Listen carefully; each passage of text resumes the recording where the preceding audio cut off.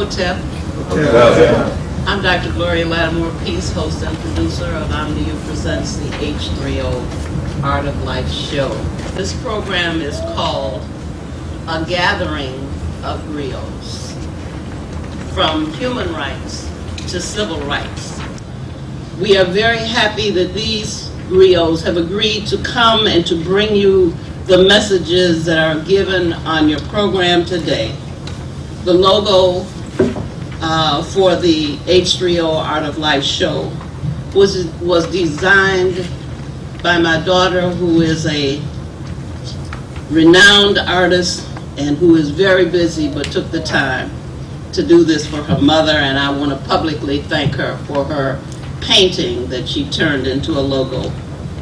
I would like now to introduce my friend, my fellow, my neighbor, my best friend forever, and a lot of things that we call each other in private, Dr. Yvonne Blakey, who will now ask you to stand while we give some attention to the sacred part of this program. Let us bow our heads and become still from within. We gather here today in humble praise and thanksgiving. We acknowledge and praise the one and only ultimate reality, which is omnipotent, omniscient, and omnipresent. We recognize that this great presence is evenly present everywhere throughout the universe and in our individual lives. We thank this great power for giving us the health, the strength, the ability to have gathered here today.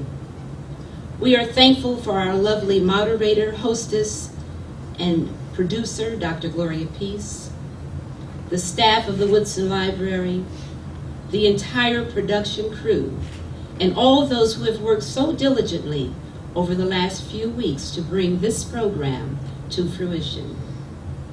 We are thankful for our guest speakers who are willing to share their wisdom, their insights, and their love for humanity with us. May we all be blessed, strengthened, and encouraged by what we hear and what we experience here today. And at the end of this program, may we each have an increased commitment to our destiny, and may we have an increase in our wisdom, our understanding, and our love for all mankind. And so it is. And I pour libation. I would also like to point out that just last week, on August the 20th, 1619, is the recordation date of when they brought the first African slaves, so-called, to the United States. That date has some kind of significance, but I would just like to state that us being here are in remembrance of said ancestors, though we don't know their name. But I wish to pour libation on their behalf, and for them I pour libation. I would also like to point out that one of the greatest generals of the captivity, Sister Harriet Tubman, was defamed recently. And we cannot allow that type of defamatory conduct to go against our icons. And specifically for that sister, I pour libation to Harriet Tubman. We can no longer allow those who have sacrificed and given us so much to be disregarded in that fashion. We must always be diligent. And in that regard, I would like to point out that the great ancestors of recent times are being constantly defamed by those who stand against us. And I point directly to said ancestor, Malcolm X. And in his name, I pour libation. For, as I get to also speak to you momentarily, but I want to point out that we have before us a very sensitive and serious matter, which is, what are we? Are we human beings, or are we beasts of burden? And in that regard, I always pour libation when I can to Brother Dred Scott. because it was Dred Scott who forced the European to tell you what they think of you. And in a minute, I'm going to recite the Europeans' words so that you know that I'm not making this up. But in his behalf, I pour a libation to Dred Scott. And in recent times, point of personal preference, you know, we all suffer losses in terms of transitions by members of our family.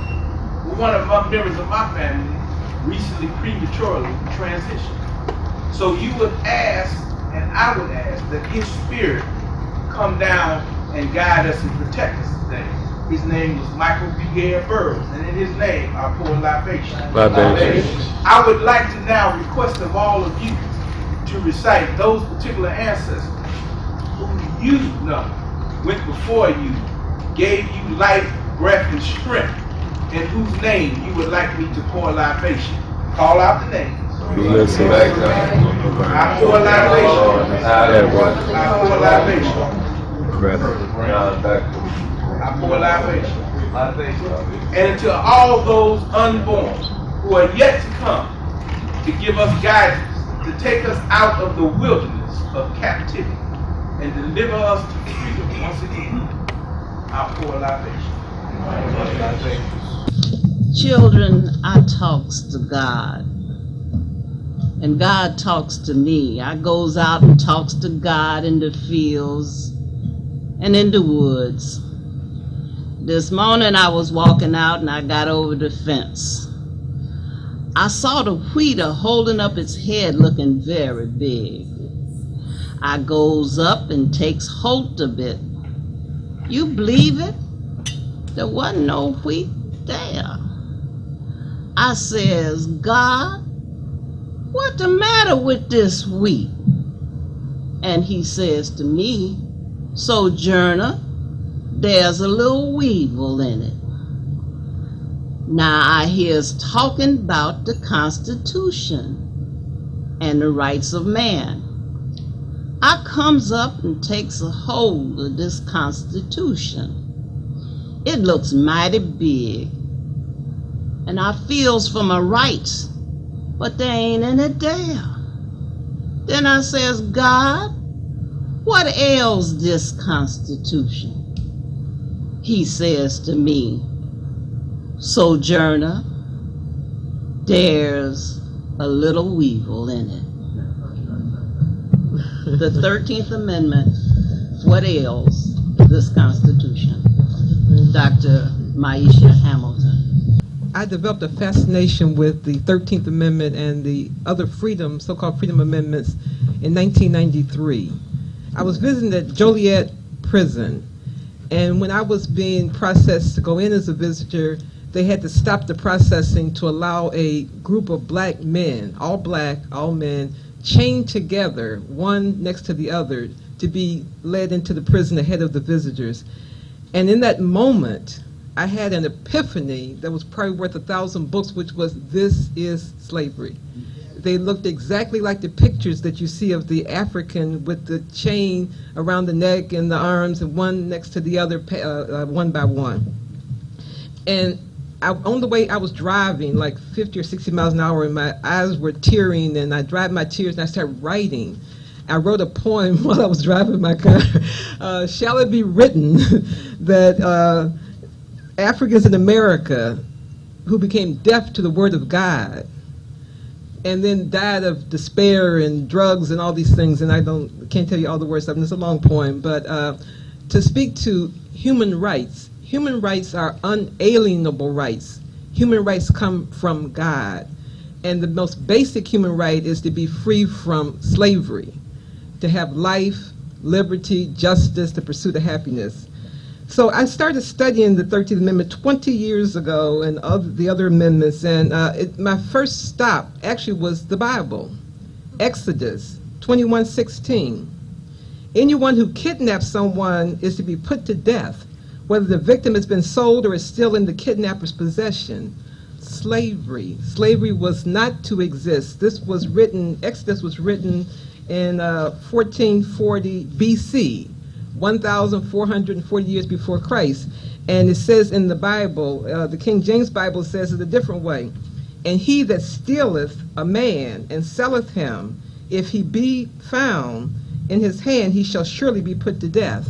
Okay, so people for at least 1,440 years before Christ and another 2,013 years after Christ knew that slavery was a crime against God because God gave this decree, and that the penalty for slavery is death of the person who perpetrates slavery. And then I went to the so-called triangular slave trade, and some of the previous speaker mentioned we need a new vocabulary. What is a slave? A slave is actually a legal fiction, a counselor. A legal fiction is an assumption that something occurred or someone or something exists, which in fact is not the case. What is a slave? A slave is called chattel slavery in the old days. Now we have a penal slavery, and we went from cows to dogs, okay? Chattel are cows, and in penal slavery now, everybody's dog. Hey, dog, what's up, dog? A dog is the kind of slavery we have now where there's not the labor. The cattle was a beast of labor. The oxen, for example, beast of labor, where a dog is just someone that you control, and it's for the benefit of the person who does the controlling. And so I said, okay, what is this? So the slave trade started in the 1400s, 1500s, 1600s, and it was from Europe to Africa to the Americas. And this legal fiction was invented to give some legal justification for the man-stealing of African people and bringing them as though they were animals. A slave is like a mermaid. It's half human, half animal. It was a beast of burden. And if people have studied the slavery in this country, black people were not allowed in that bonded condition to have toilets because they were forced to use the toilet in the ground as animals did, because we were supposedly half animal and half human, and the half of us that had to go to the bathroom was the animal, okay? Also, the biggest envy of the whites against the Africans, the African male, was what? The penis, the genitals. And when there were these lynchings, which were picnics, where the pick a nigger came from and you hang him from the tree, what's the first thing they did? Cut off his genitalia, cut off his penis. There was this penis envy because black men were virile and white men were not, and so it was all about reproduction from the very beginning. 1619, the first Africans were brought to Jamestown, and if you will know math even a little bit, 400 years from 1619 is what? 2019, 6 years from now. Genesis in 15:13 says that there would be a people who would be brought to a strange land, a land that was not theirs, and would be held in slavery for 400 years. And then afterwards, they would come out with great substance or great wealth. Interestingly enough, okay, we came to this country in 1619. When do you think the King James Version of the Bible came to this country? 1620. And what do you think was in the King James Bible that was not in the Bible that preceded King James? The word servant had been turned to slave. Okay, King James Bible introduced the word slavery when there was a custom worldwide forever and ever that poor people, the only thing they had was their labor. So they would sell their labor in exchange for money to support themselves and their family. That's the way the world worked. And there was nothing sinister about it because the person who was held as a servant was given food and clothing and so forth, and land to work for himself possibly, and it actually became part of the family. It was not a group over there. But when white people came to Jamestown, to this country, United States, they found that this was not India. There was no gold, there was no spices, there was no wealth in this country, and they tried to eke out a living, and most people almost died. I think the first year, most of the people died. And so they decided they had to grow something, and it came across tobacco and cotton as crops to grow. And they tried to force the Native Americans into slavery, but they resisted. They walked away. They just said, I'm out of here. Okay, they left. And then it dawned on them when they looked at these African people. The first Africans in America were not slaves. They were indentured servants like the whites were. But they said, wait, here's a group of people who did not resist slavery the way that the Native Americans did, who could not walk away. one, they couldn't walk across the ocean, number one. Not that anybody accepted slavery, and also the fact that in African societies there was a hierarchy, and people had become accustomed to submission to a higher authority, people who call themselves kings. We've always had kings in Africa, and chiefs and that sort of thing. So there was this hierarchical thing that somehow was less onerous, but also people had no place to go. And so it occurred to some people, some very evil people, mostly they were lawyers actually. Lawyers were the architects of slavery, lawyers were. And it occurred to them that, the people who came to this country were, these were corporations who founded this country, and this country was founded as a corporation. Okay, and the lawyers for the corporation says you need workers in this corporation, and black people, because of skin color, it's harder for them to blend in if they escape, because we'll recognize them right away because they're the ones with the dark skin. Okay, so then the slavery started at various points in the 1600s in this country. The most significant case that underlies the 13th Amendment is the Somerset case. Somerset was a African who has been held in bondage, who was taken from this country to England. And while he was in England, this is in like 1771, and this country was all abuzz about freedom and independence and what King George and these people were doing. And so while he was in, and there was a lot of conflict in Europe about whether slavery should exist anywhere. It was in Europe they say slavery cannot exist. So Somerset runs away while he's in England, and a group of white people who are anti-slavery become his guardian and file a lawsuit saying that he should not be returned to the United States as a slave, because slavery is so onerous that unless there is something called positive law for slavery, it cannot exist. Positive law, I want you to hold that thought, because that underlies the 13th Amendment. The 13th Amendment eventually became positive law for slavery, a new kind of slavery, a penal slavery. Okay, we go to 1776 in this country, which is a buzz around freedom. We have the Declaration of Independence, and it says, we hold these truths to be self-evident, that all men are created equal, and they're endowed by their Creator with certain unalienable rights, and among these are life, liberty, and the pursuit of happiness. Hey, but what about these black people over here, these Africans who are being held in bondage? But wait a minute, they're not people. They're half cow, half man. They are chattel, so they're not people, so they don't count. And so the struggle for black people has always been, are we people, unalienable rights as people, as human beings, and are we citizens, or can we be citizens of this country? Okay, so then we have in 1787, a few months before the Constitution was passed, we have the Northwest Ordinance. The Northwest Ordinance is almost the exact language of the 13th Amendment. It says there should be neither slavery nor involuntary servitude in the territory, which included Illinois, except otherwise and in punishment of crimes where the party shall have been duly convicted. Okay, you recognize that from the 13th Amendment. That's very similar. Now, what happened with the Northwest Ordinance is that slavery thrived, because the Northwest Ordinance was never enforced. It was an unenforceable law, and so slavery thrived. Then we go to 1808, when the slave trade was the Constitution says that nobody could be imported as a slave in this country after 1808. But you know when the last shipment of African people came to this country? It was like 1850s, not long before the Civil War started. They were still bringing black people in bondage in this country as slaves, even though the Constitution says not after 1808. The Constitution had what's called the Three-Fifths Compromise. The real struggle was around, in the beginning, was around the states in the South that had an imbalance of power because they had free labor, and they were able to count these bonded people as people. And so the Three-Fifths Compromise came up as a way to balance the power between the North and the South, that African people would only be counted as 3/5 of a man. We have Article 4 in the Constitution, which was extremely important, Section 4.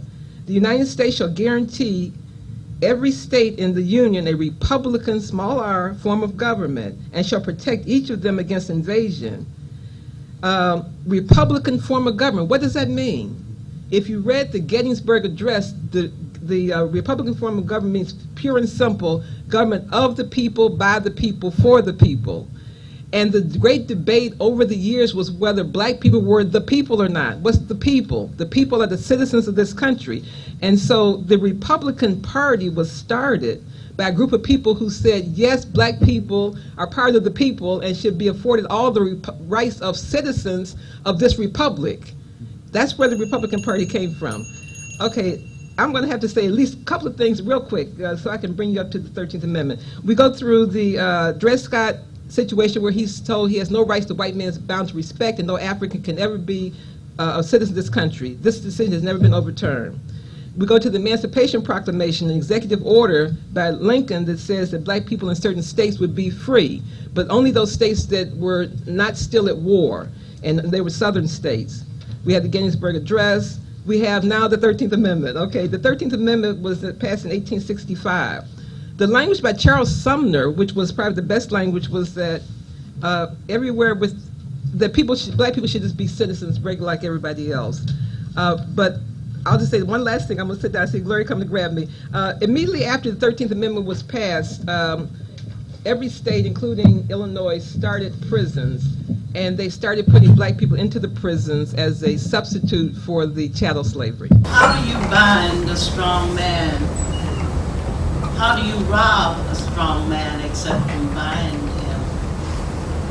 Or else how can you enter into a strong man's house and spoil his goods except he first bind the strong man, and then he will spoil his house? Matthew 12:29. One of the things that we are discussing today is self-determination, and as Dr. Peace has illuminated, from human rights to civil rights, which means that you walking backwards. Because as a person who is born a human being, there are certain inalienable rights that you have. However, as we are gathered here today, I think it would be fair to say that most of us feel that we do not have those rights. And why don't we? Because we have lost the ability to be Kujichagulia, to be self-determined. We've lost that. That was taken from us. And how was it taken from us? It was taken from us by force. And it was not that we didn't fight back, but the force was superior force at that moment. Technological force, the gun. And in that captivity that we have been subjected to for over 400 years, there's one thing I want to point out to you. The confusion that exists in the African mind today, all over the world, when it comes to dealing with people of other groups. And we seem to cut a deaf ear and a blind eye to the reality. So this is why I have taken to reading the words of the captor himself. Because then you can't say that it was Quabbina's words. You can't say that it was that brother who just got on the podium and started talking's words. These are their words. These are the words of the Chief Justice of the United States Supreme Court, who in 1857, when Brother Dred Scott said, me, my wife, my 2 little girls are free because we were out of the state of Missouri for X period of time. We were in the free zone. So we free. Now remember, you are arguing a contextual position from their platform. This is very crucial. They made the rules, they made the game. And you're trying to say you're an exception to the rule, and this is what they said to you.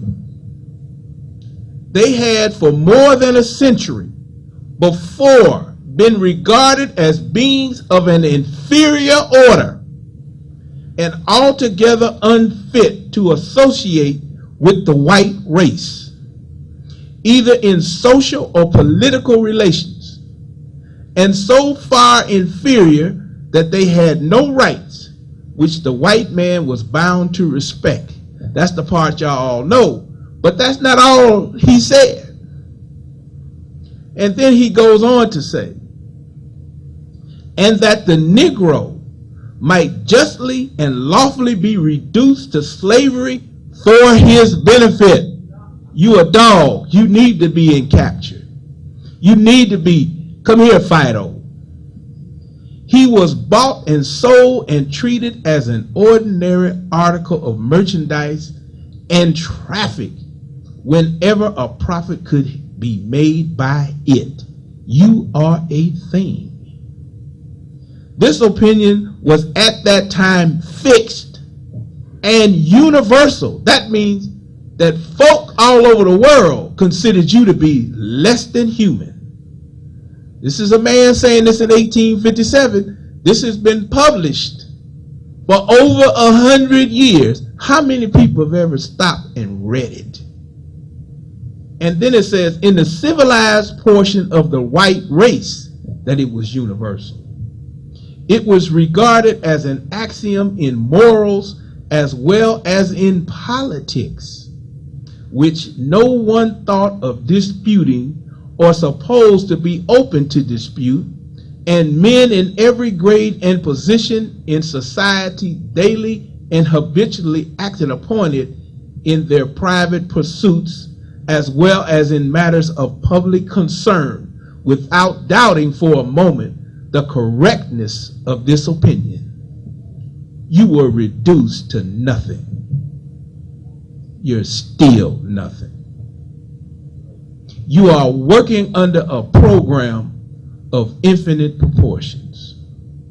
Ancestor Dr. Bobby E. Wright pointed out to us in the early 70s, blacks kill blacks because that's who they're trained to kill.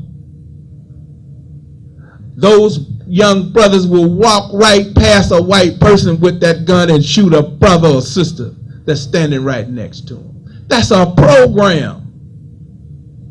How do you fix it? You create your own social theory. We don't have one. Black folk are everything. Every religion, every particular philosophy known to man, black folks are in it. But you see, it took us 150 years to get back to being African when this guy said, this is what the Chief Justice of the Supreme Court, not me. He said a Negro of the African race was regarded by them as an article of property and held and bought and sold as such in every one of the 13 colonies which united in the Declaration of Independence. The Declaration of Independence, in which Thomas Jefferson wrote while he was sleeping with Sally Hemings. And he wouldn't even free her, and she had 8 babies for him. You are a thing. And until you start to act like you understand and aggregate your Africanness, you can never win the battle. I want you to think about it. We have what? No money in the black community. In the black community, what do we own? We don't own one grocery store. We don't own one gas station.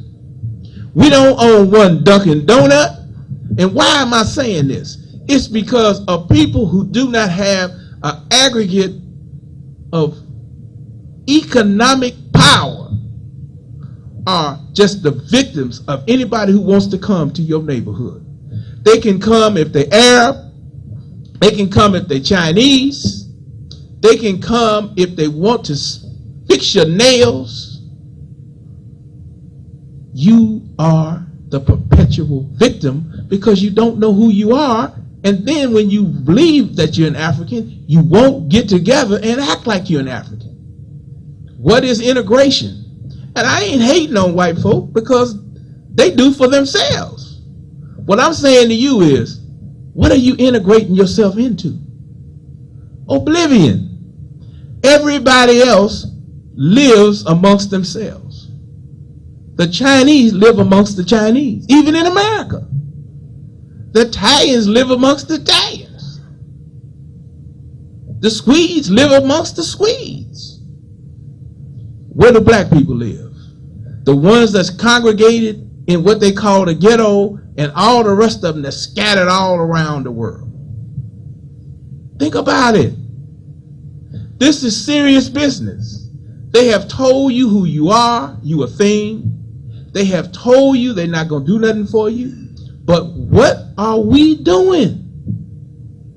We are paying homage to articles of history that have no substance.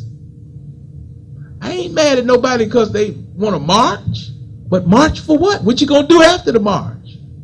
What about all the money that goes into marching? Where does it go? It went to the people in the places where they marched to, who ain't you. They don't look like you. So what sense does that make?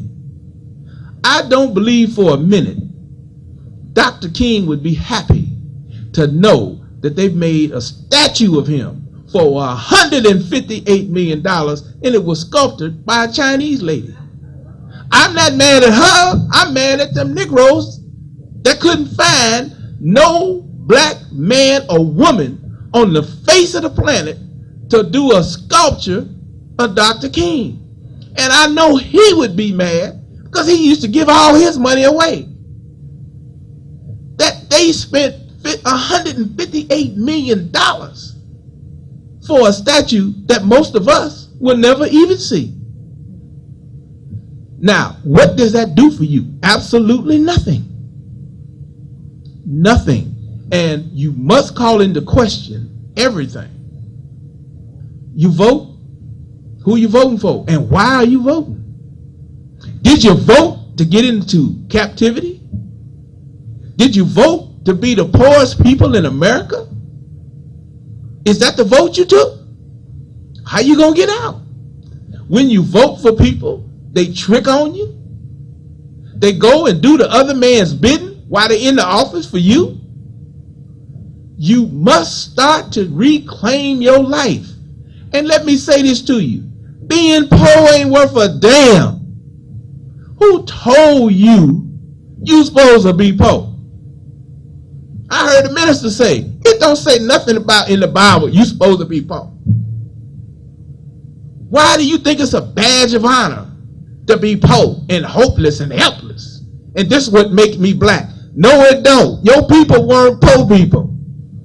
Your people were artisans, agrarian scientists, builders of monuments that last thousands of years. Why do you think they want you to be poor? So I am saying to you that these words are written. You need to start reading. Dr. Pearson even gave us a book list. But what I'm saying to you is, unless and until there's an aggregation pursuant to a social theory in the African communities worldwide, we're going to continue to flounder. They're floundering on the continent. They're worse off than we are. Because they thinking they somebody, they control nothing. So with that, my brothers and sisters, I leave you and just say one thing to you. Tomorrow the victories is ours as long as we get together today. What shall I tell my children who are black of what it means to be a captive? In this dark skin, what shall I tell my dear ones, fruit of my womb, of how beautiful they are, when everywhere they turn they are faced with abhorrence of everything that is black? Villains are black with black hearts. A black cow gives no milk, a black hen lays no eggs. Bad news comes bordered in black. Black is evil, and evil is black. Food, devil's food, is black. What shall I tell my dear ones raised in a white world, a place where white has been made to represent all that is good and pure and fine and decent, where clouds are white and dolls, and heaven surely is a white, white place with angels robed in white, and cotton candy and ice cream and silk and ruffled dresses and dream houses and long, sleek Cadillacs, and angels' food is white, all white. What can I say, therefore, when my child comes home in tears because a playmate has called him black, big-lipped, flat-nosed, nappy-headed? What will he think when I dry his tears and whisper, yes, that's true, but no less beautiful and dear? How shall I lift up his head, get him to square his shoulders, look his adversaries in the eye, confident of the knowledge of his worth, serene under his sable skin and proud of his own beauty? What can I do to give him strength that he may come through life's adversities as a whole human being, unwarped and human in a world of biased laws and inhuman practices, that he might survive? And survive he must, for who knows, perhaps this black child here bears the genius to discover the cure for cancer, or to chart the course for exploration of the universe. So he must survive for the good of all humanity. He must and will survive. I have drunk deeply of late from the fountain of my black culture, sat at the knee and learned from Mother Africa, discovered the truth of my heritage, the truth so often obscured and omitted, and I find I have much to say to my black children. I will lift up their heads in proud blackness with the stories of their fathers and their fathers' fathers, and I shall take them into a way back time of kings and queens who ruled the Nile and measured the stars and discovered the laws of mathematics, upon whose backs have been built the wealth of continents. I will tell him this and more, and his heritage shall be his weapon, and his armor will make him strong enough to win any battle he may face. And since this story is often obscured, I must sacrifice to find it for my children, even as I sacrificed to feed, clothe, and shelter them. So this I will do for them if I love them. None will do it for me. I must find the truth of heritage for myself and pass it on to them. In years to come, I believe, because I have armed them with the truth, my children and their children's children will venerate me, for it is the truth that will set us free. I bring you now Hunter Haviland Adams III to bring us the truth that will set us free. One day the planet must choose to change. Be sure your intuition's voice is not defied or perhaps neglectfully denied. No other voice will speak for you. No other voice knows what to say. Sun Ra, composer, musician, philosopher, The Immeasurable Equation. Last year, I was invited to South Africa to give a talk at an international conference, and my talk was Reframing Transatlantic Slavery. This is how I opened my talk. 3 hours away from Johannesburg, in a remote area of South Africa's Mpumalanga province, a mixture of grassland and wetland environments, an amazing civilization existed 75,000 years before the Portuguese adventurers initiated the reprehensible international human commerce enterprise along Africa's western shores.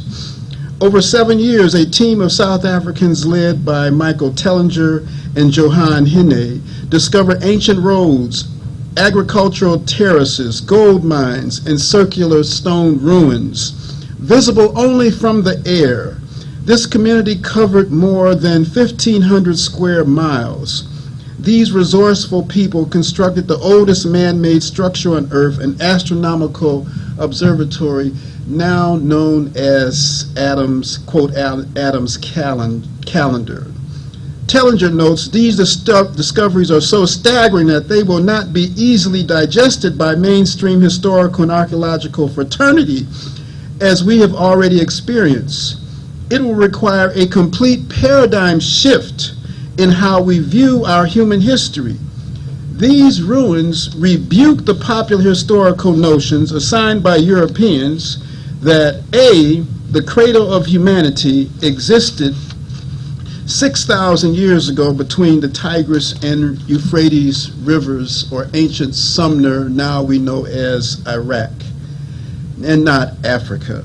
And B, the origins of civilization begins in ancient Greece, effectively restricting civilization's developmental trajectory in order to be first, and exclusively localized in Western Europe. My friends, this is called framing. Framing. We have been framed. We've been set up. Not in a criminal sense, but in terms of how we understand, interpret reality and history, how we relate and how we create, how we engage and navigate the world and expect it to work.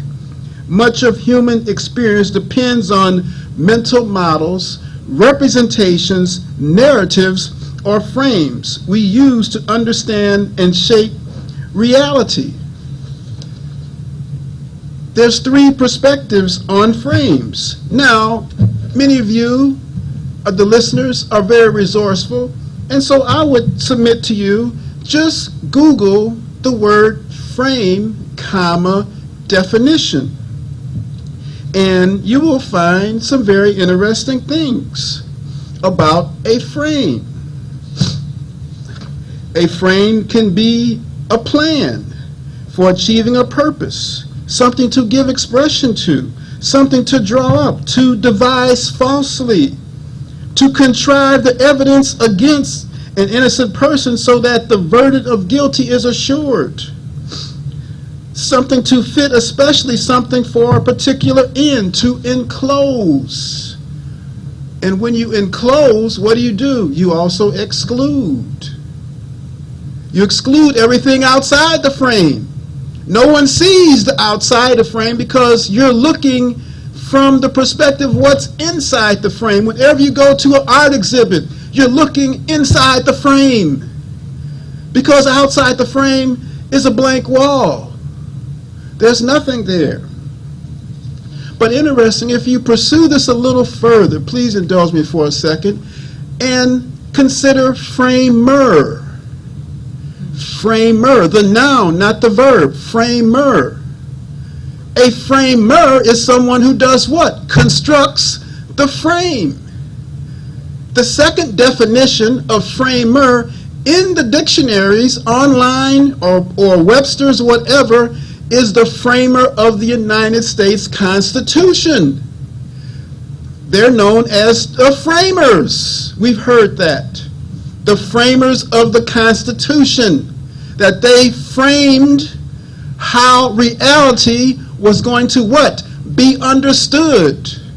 What counts as being real? What counts as not being real? What counts as being a person?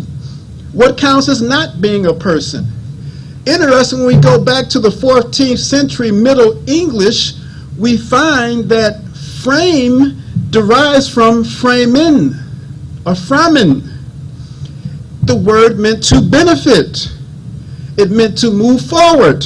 It meant to proceed. So consider that in the context of what we're talking about here. When the Constitution was framed, it was for the what? The benefit of the insidious insiders who constructed the what? The frame. It was set up to benefit them and their progeny, never the people. That was a happenstance whenever it happened. And so there's different types of frames. You got to see how this operates. Frames operate on a cognitive level, on a mental level. But it's not simply mental because it's embedded in our nervous system. Because we learn language by associations of different ideas, different things, different objects. And so we make associations and categorizations, and that's how we remember things. And so when someone sets up a frame, they're setting up what? A whole train of associations. You look up black in the dictionary. There's a chain of associations around the word black. You look up white. There's a chain of associations around the word white. And so there's the social construction aspect of frames, where reality is constructed using frames. How we think, how we see things in terms of frames. And so we tend to view reality in terms of how we've learned to interpret it through the frames we've been given starting in grammar school. It just doesn't start when you're an adult. Then there's rhetorical frames. And that is, it's the language that's used to make people want to follow the frame and embrace the frame and claim it as their own. You know, the rhetorical framing. And this is happening all the time. All the time. And so we've been framed because we accept definitions of us by other people. Are you a minority? No. Minority compared to what? And on whose terms? Are you a minority? You never accept that. And in fact, I strongly urge everyone to read Frank Luntz. He's a right-wing strategist. His book is called Words That Work. Words that work. It's not what you say, it's what people hear. Because what people hear, and when it's repeated over and over again, that's what they believe. Words that work. And so this is Frank Luntz, the Republican strategist who is responsible for a lot of the terms we hear today. He says on page 283, when you use words of your opponents, you are accepting their definitions and by extension their conclusions. You're accepting the outcome. So if you accept that you're a beast of burden, you're a slave, you're nothing, well then what? You become that. You act that out. Because that's not your character. But when it's repeated over and over and over and over again, it becomes embedded in your biology. You're socialized to believe that. We've been conditioned to think of ourselves as subservient. I was in Sunday school a long time ago. I was a child. I went to Salem Lutheran Church on the south side. It was founded by mainly Swedish and some German immigrants. And the time my parents went there, there was a smattering, a few black people who were moving into Chatham Park Manor. I go to Sunday school one day, and a white boy sitting next to me, he said, "You're just like the people in Egypt." I said, "What? What is he talking about?" I was hurt. And our grandmotherly Sunday school teacher, Mrs. Esther Dixon, she came and hugged me. She said, "God loves you and I love you." And she said, "I want you to bring me a picture."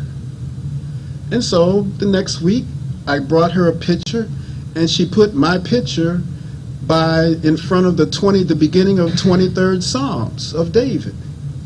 She said, "This is a gesture that you're protected. You don't have to worry about what other people say." But I was haunted by that.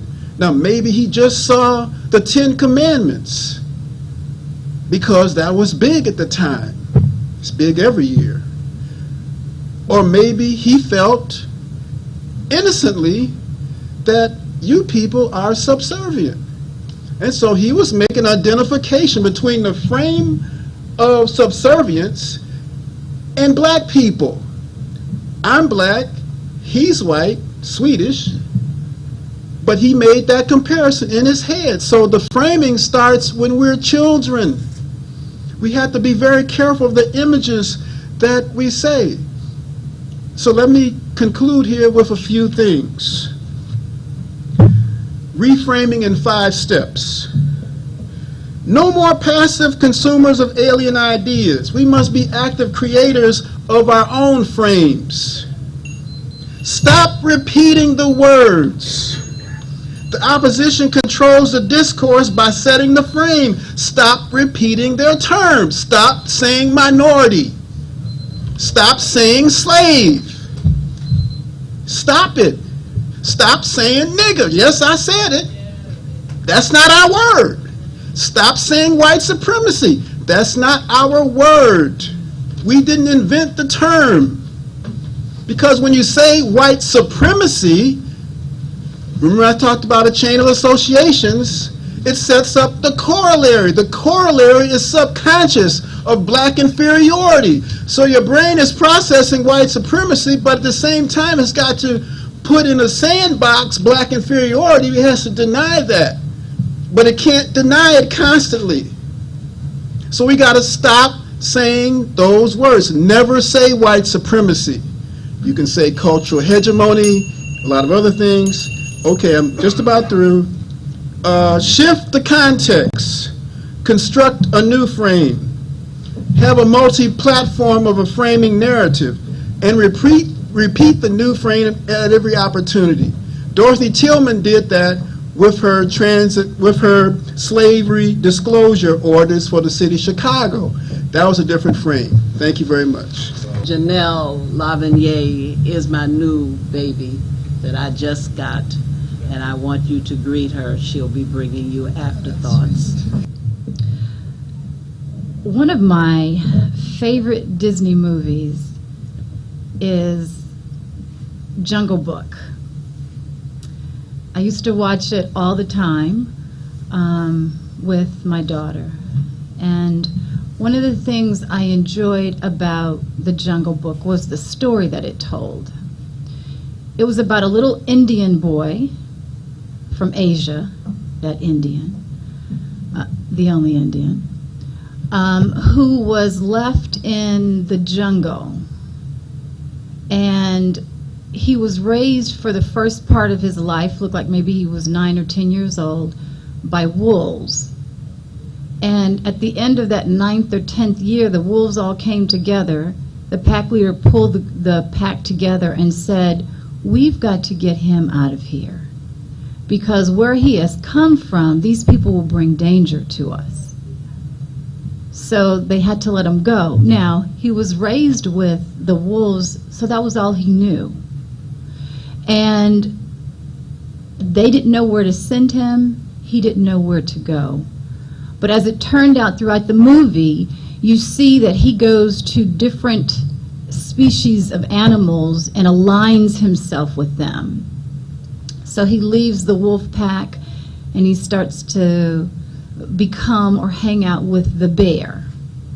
And after a while, he can't stay with the bear, and he ends up with the Black Panther. And after a while, he can't hang with the Black Panther, and he ends up with the monkeys. And then he moves to the vultures. And then he ends up with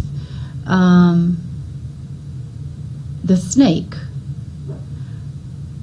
And at every juncture of his connection with these different animals, he takes on their identities.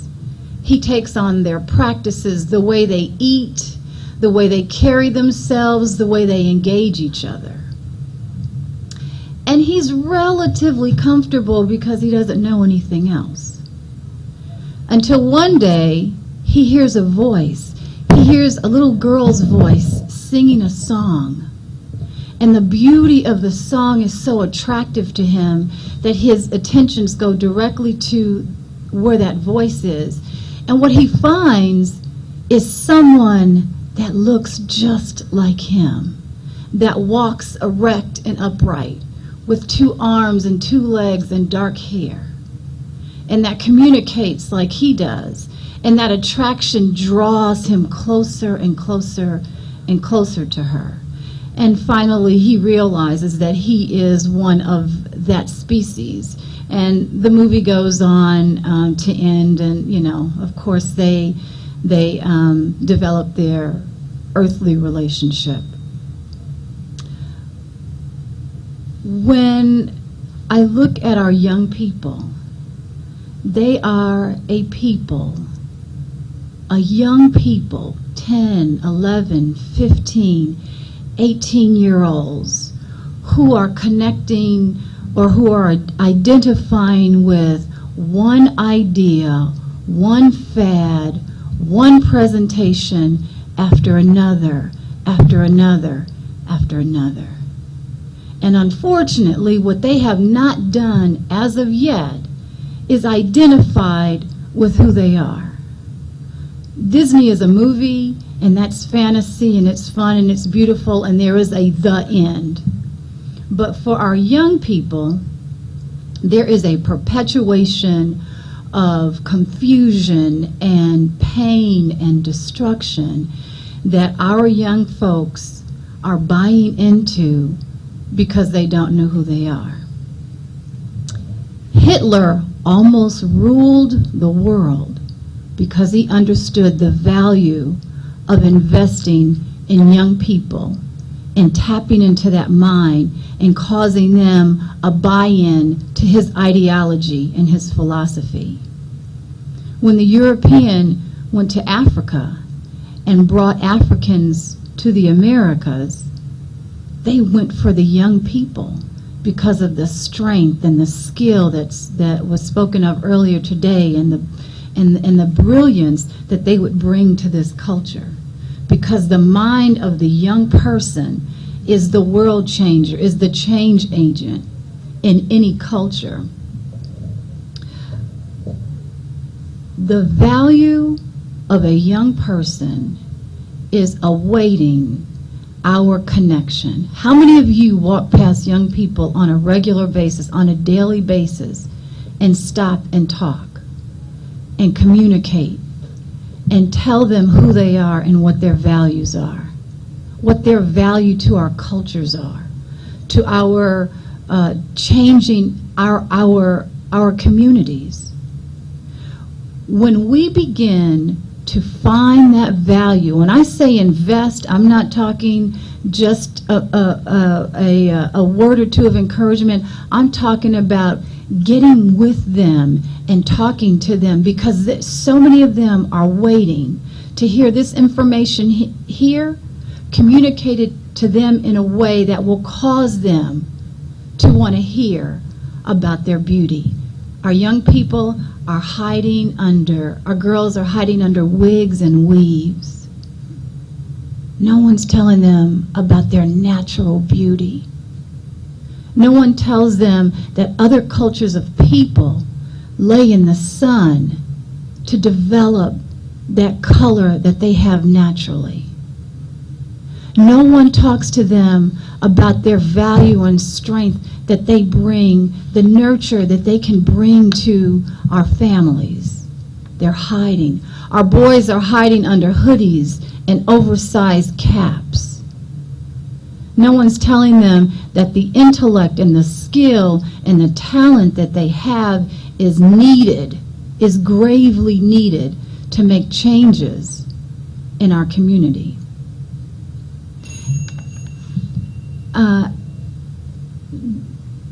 There is a responsibility that we have in terms of language and how we language to them what their value is.